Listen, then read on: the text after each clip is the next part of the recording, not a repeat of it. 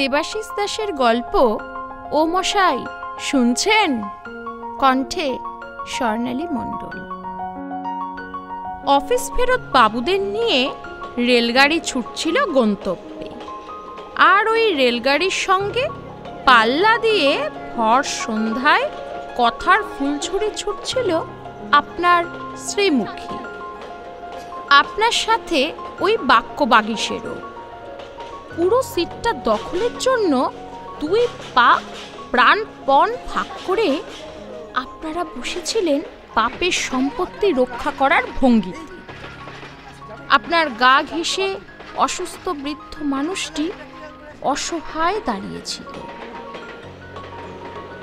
একটু বসতে পারার অপেক্ষায়। সারা শরীর কাঁপছিল তার। কাঁখে একটা দুগ্ধপোষ্য শিশু নিয়ে রুকমা গ্রাম্য বধূটি আপনার চোখের সামনেই ভিড়ের ভেতর টের পাচ্ছিল তার শরীরে একটি সুযোগ সন্ধানী হাতের জাদু। আর কথার ফুলঝুরি ছুটছিল আপনার এবং আপনার বন্ধুটির শ্রীমুখে, যাকে কেউ বলে বাতেলা, কেউ বা বলে বুগনি।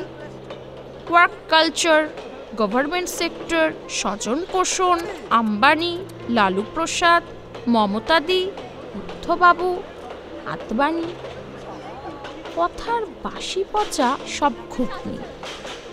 ভীষণ চিন্তিত ছিলেন আপনি। সবাই ঠকবাজ, সবাই করাপ্টেড, অথচ গন্তব্য স্টেশনে ঢোকার মুখে রেলগাড়িটি যে মুহূর্তে রেলগেট পেরিয়ে গেল, আপনি কিন্তু ভুললেন না অফিসের স্টোর থেকে আজ দুপুরের সরকারি কাজের জন্য ইস্যু করা সরকারি খাতা, 2 মুখো পেন আর পেপার ওয়েটটা বগল দাবা করে গেট মুখো এগিয়ে যেতে। যেভাবে ভোলেননি গতকাল আপনার বন্ধুটি পকেট ফুলিয়ে নিয়ে যেতে তার কাটমানির প্যাকেটটি।